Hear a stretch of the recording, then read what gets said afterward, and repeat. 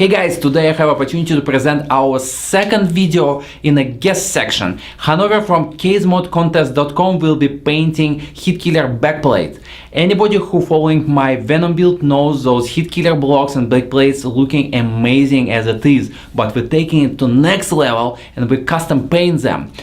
This video is simply amazing. You will be glued for 30 minutes, and the end I'm personally threw with my pen on the table and sweat because the final result was simply amazing. If you want to see more cool stuff, I recommend you to check this forum, DazMode. They have a lot of other people posting their mods. You can see tons of stuff that you can really look amazing. It doesn't matter it's water cooled, not water cooled, just case modding, laptop modding, a lot of stuff. They're also running some contests that you might want to participate, and we also will be sponsoring one of the contests as a DazMode there, so I would like you to check it out and maybe get some prize from DazMode as well. So without further ado, check out this video, you will love it. See you soon.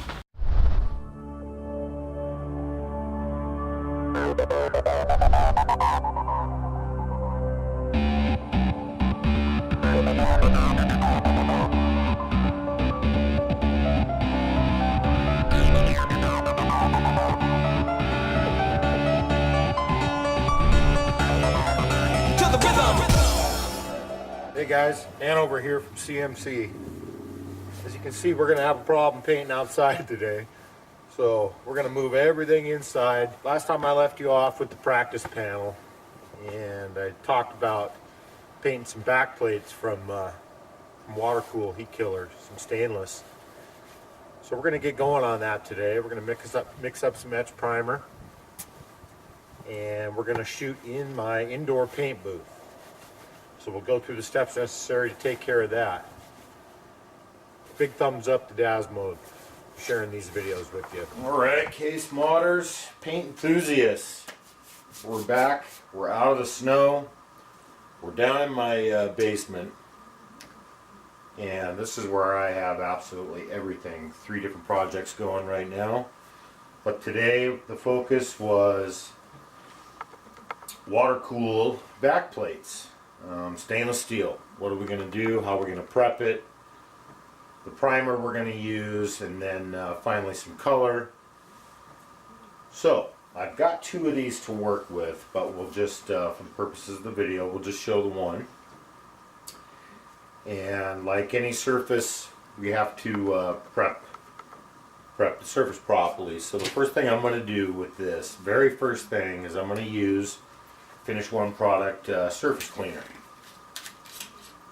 just to take any kind of finger oils, or I've been handling these, so I got my gloves on. Just gonna scrub this up really quick with a little bit of a surface cleaner.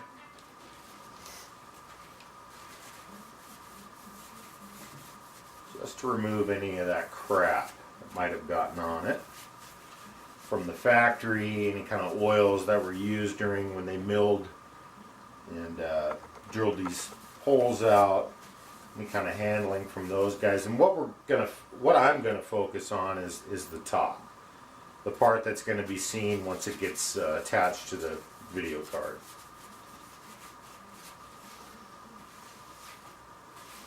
And these particular backplates I'm painting today will be in the electric orange build seen on DazMode and CaseModContest.com. Now, I've got a fun new toy to play with. I have in the last video you saw me using a cheap palm sander that I've had for years and years. It's time to get rid of that and move up to something a little more friendly to my hands. So I went and got a little 3-inch polisher sander with some 180 grit pads. So sooner or later my compressor is going to kick on, and I'll probably have to edit that part of the audio out, because no one wants to hear a compressor running. So what I'm going to do is lightly start scuffing this to take off the water cool logo the HD79X down here. So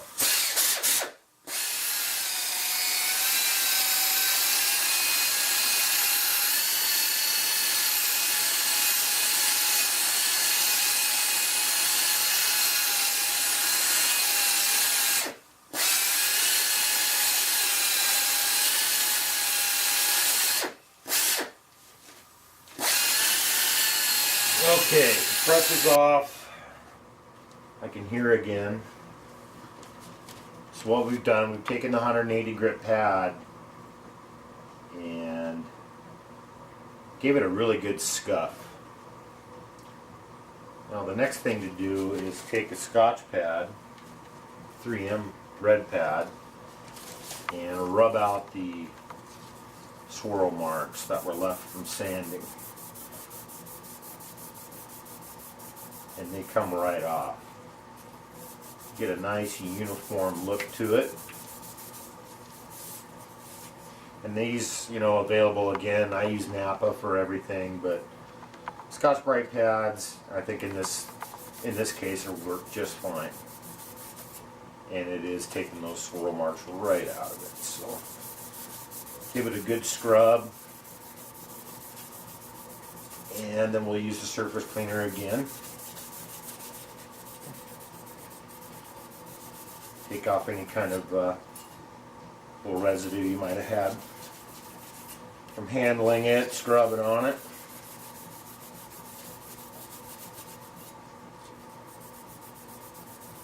And our goal here is to make this surface absolutely pristine.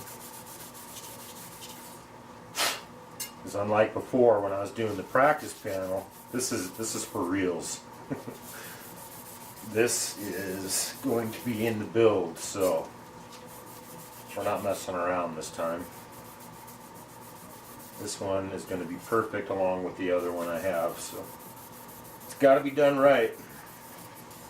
And if you do get any kind of little scratches or anything like that, I'm sure the primer is going to be your friend and cover things up for you for sure. Well, that's, I'm going to call that good. I'm going to use the surface cleaner again on that. I've already started on the other one, but haven't taken the swirl marks out of that yet, left behind from the from my air sander. I don't know if you can see the difference in those or not.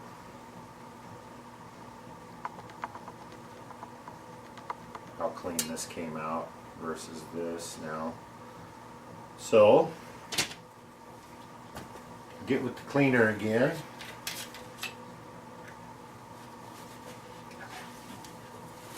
A little bit goes a long way.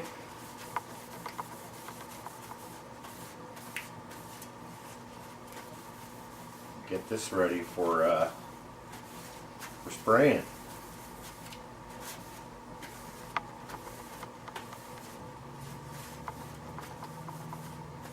Now what a lot of us don't have is, of course, the benefit of a compressor and indoor spray booth. So if you are out in your garage, what I covered last time in the video is going to kind of show you how you're going to have to deal with all the dust. Now, since I can't shoot in my garage, it's too cold in there today. Another 1.5 to 2 feet of snow outside. And the other thing is this has to be perfect. I've got to spray in my booth.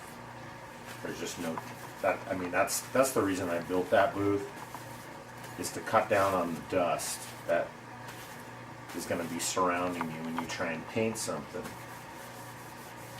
And the other reason I'm not using cans for this is the finish you get spraying from an HVLP gun is so much better than what you get from a can. There's just no comparison. The paint atomizes so much better and lays down such a smooth surface. And sometimes, if you notice, when you're painting from a can, you get a lot of texture in your paint. That's the way it's atomizing out of the tip, which you don't have any control of when you're using a can. But when you're using a gun, I've got adjustments on there for material. I've got adjustments for air. I've got adjustments for my fan pattern. It's just so much more detailed. You can get such a better look from it. So anytime I'm doing anything for myself or a build, from now on I use the HVLP gun. It's just, I'm kind of moving away from cans. Such a better, way more professional look from the gun and compressor setup. So I'm going to call that good and ready to shoot. So the next step is to mix up some etch primer. Okay, we're ready for the next step, and that is to mix up some etch primer, FP301 from Finish One. And the thing about moving to a HVLP gun is you're going to start buying your product in quarts or pints. And when you do that, each particular product has a guide to it, or a product sheet, a data sheet to tell you exactly how to mix, in this case, a primer. The etch primer has its own reducer, FT302, and I'll be using that for a 1-to-1 ratio to mix.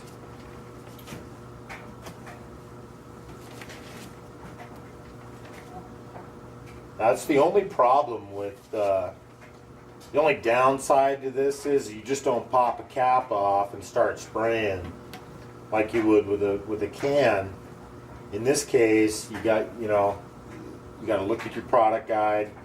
You have to use your little graduated cups. You have to know your ratio. That's the only thing that the only turn off about it really, but it's so worth it in the end versus the can. So a 1-to-1 ratio. I have some other things to spray besides these back plates with primer. So I'm going to mix up 250 milliliters today.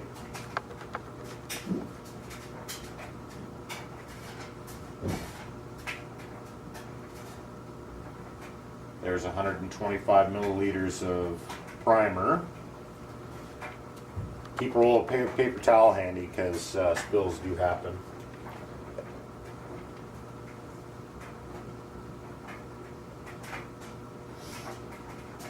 So there's our 125, and then 1-to-1 ratio, of course, 125 milliliter of reducer. And sometimes normally on the can, on the back of the can, it'll also give you the product you need to reduce with, or it'll give you the formula of how to go about it in case you lose the data sheet. But you can always go online and look for that too.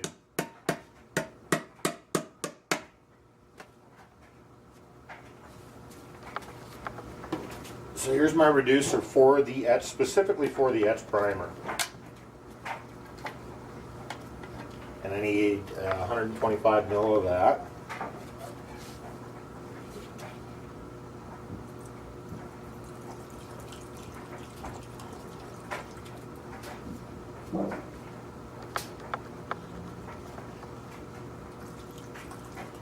It pours out very horribly.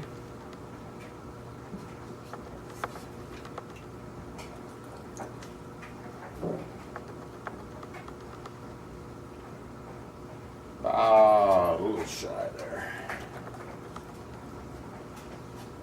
And I would highly suggest using a drop cloth like this with a plastic backing to it so you don't soak through to your rug or anything like that.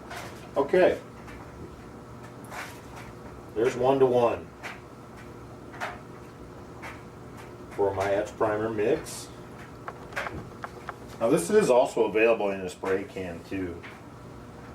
Just to let you know, Heatkiller has a nice etch primer. There's also other companies that make it. So if you need to use a spray can, etch primer is available. And the number one thing you're going to get out of this on a bare metal surface, Etch Primer provides a really good corrosive protection, and also the acid etching that takes place on the surface of the metal. It's going to lay down a superior base for your color.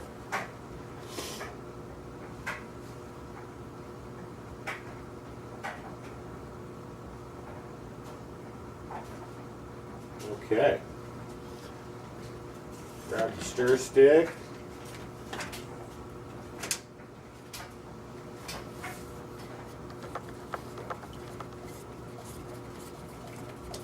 Mix your paint up. Your primer in this case.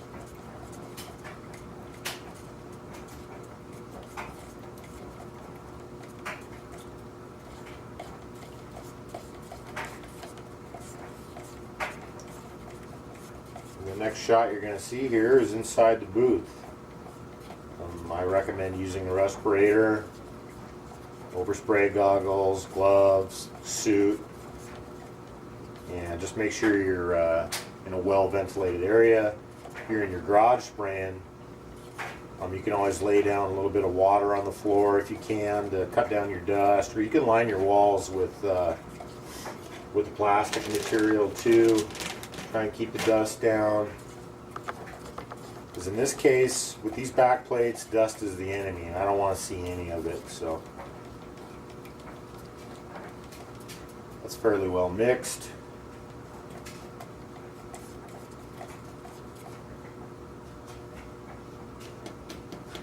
And the next step is to strain it into your gun cup.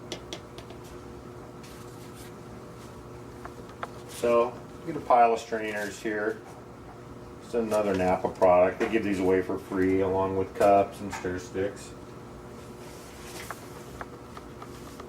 So, the next thing I'll do is strain this into the actual cup in the gun, and then we'll be ready to lay down some etch primer on the back plates.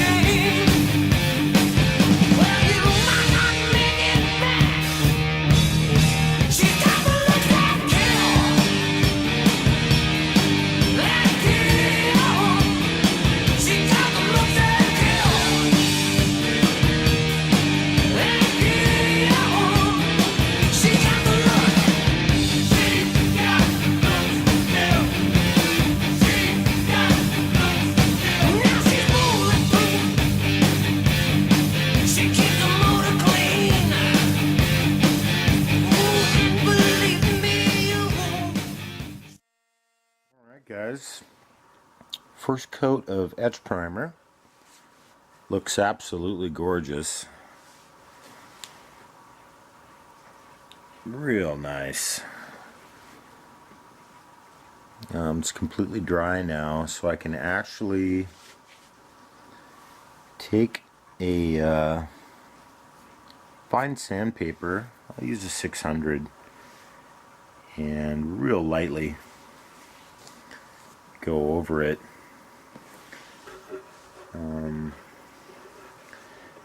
And then probably hit one more coat of etch primer on it. Let's see. We can take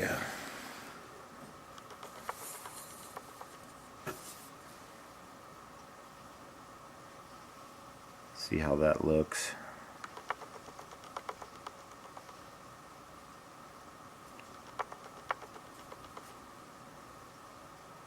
say that's absolutely beautiful.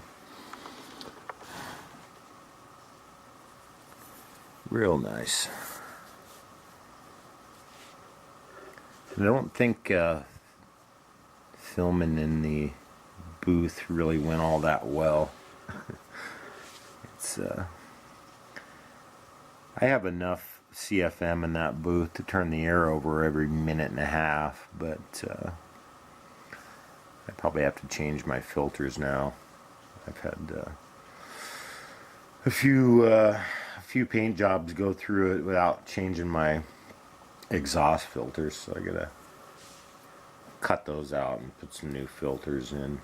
As I was noticing, overspray was getting pretty thick there.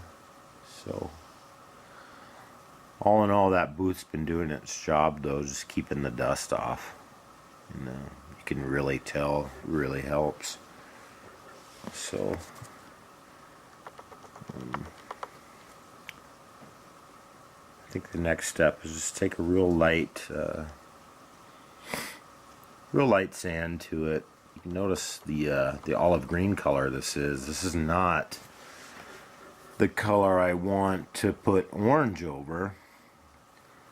So the next primer to go on is a light gray, just a primer surfacer, just to get my actually the correct color for orange calls out to be a white primer, but I've had really good luck with the light gray. And you can see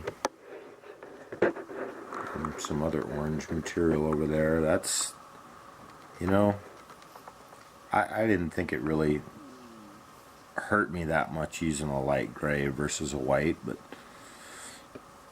who knows. It turned out okay. So I'm gonna hit this with a little sandpaper, and then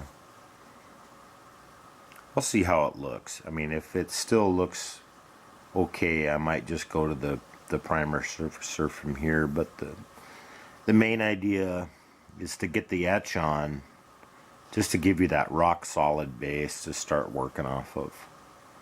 And I'm a real fan of using etch primer on bare metal.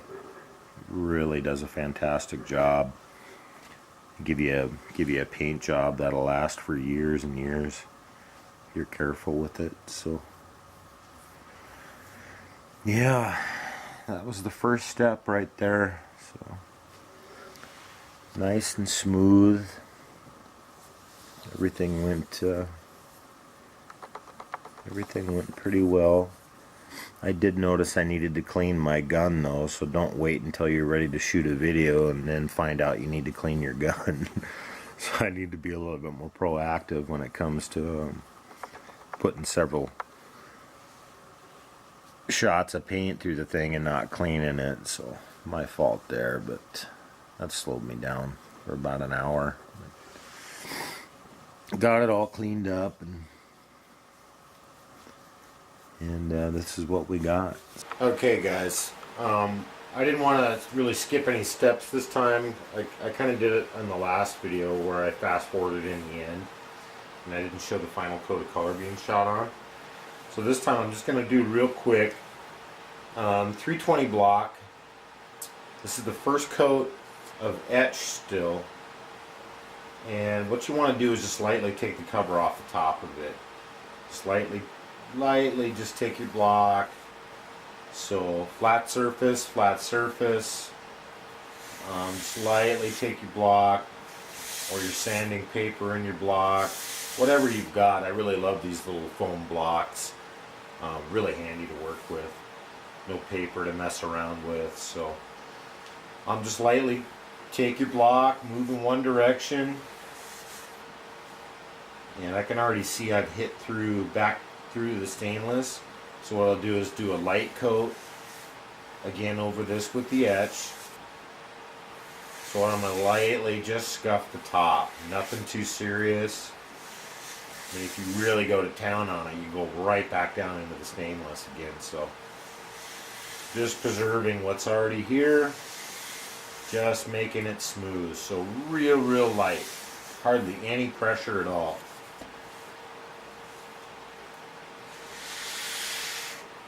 So, I don't really need to go into too much more detail. I've covered sanding in the first one. This is the same thing.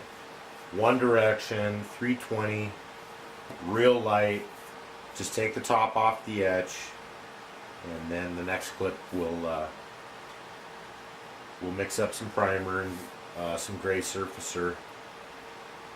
And I also have to do another little coat of etch on top of this just to cover the stainless that is showing through right now.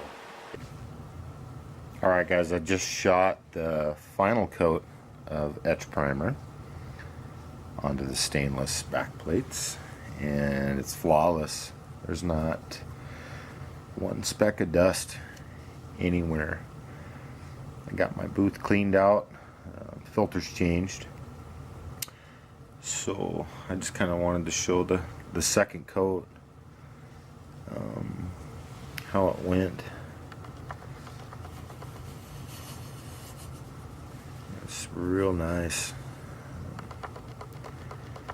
It's absolutely flawless. So I don't think you guys want to see, or I think it's rather boring to watch me mix primer. So right now what I'm going to do is I'll mix up a batch of Finish 1 FP401.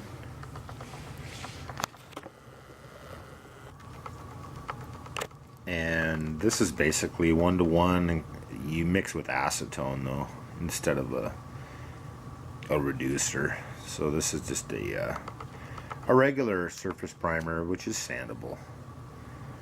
So I'll mix this up, and then actually try filming again in the booth through the window to see if the overspray is cut down, and I think it is, because this one was real nice. Those turned out better than I had hoped. So absolutely just perfect. And that's kind of what I wanted to see, since it's going to be in the electric orange build. So let's get on with it. Let's get to shooting some gray surfacer on these.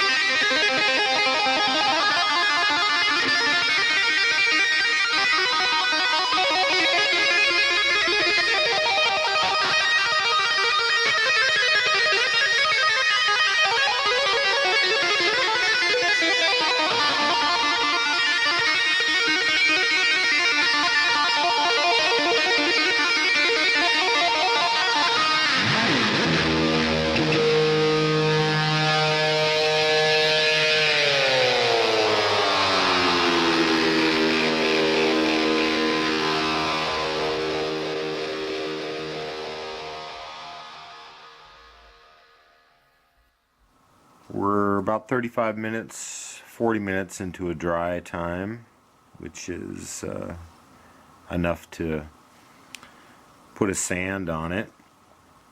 This is the gray surface primer, and I did several little light to medium coats, which I don't really want to build up too much. That's gonna be it for the gray.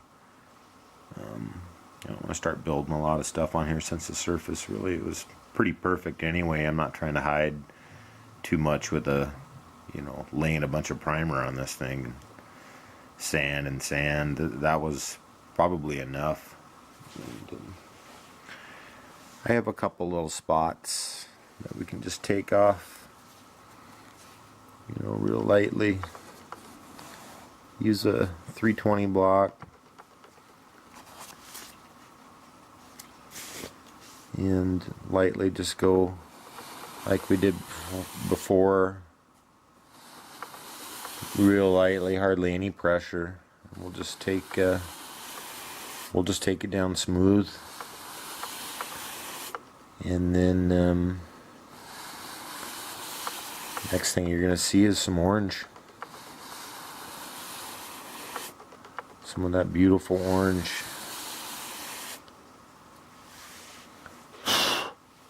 Don't really want to go too crazy here. I just want to real lightly, again, just take it down till it's smooth, and shoot the orange on it, and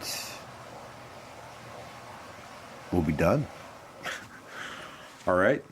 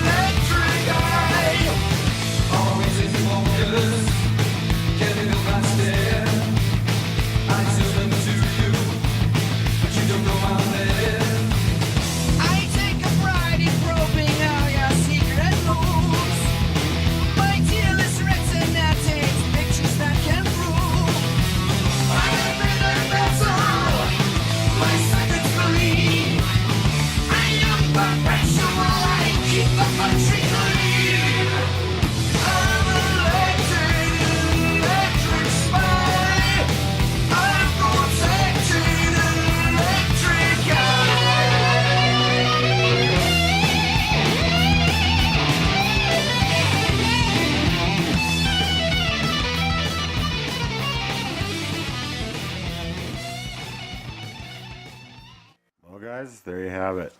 2 orange backplates, painted stainless. So we covered scuffing, cleaning, priming, sanding, mixing primer, spraying primer, spraying etch, spraying surfacer, and then spraying a little orange. I mean, they look great. I'm super happy. Sure was a blast making this tutorial. Hope you guys enjoyed it. Start getting some ideas together for the next one. Alright guys, thanks for watching. To the rhythm.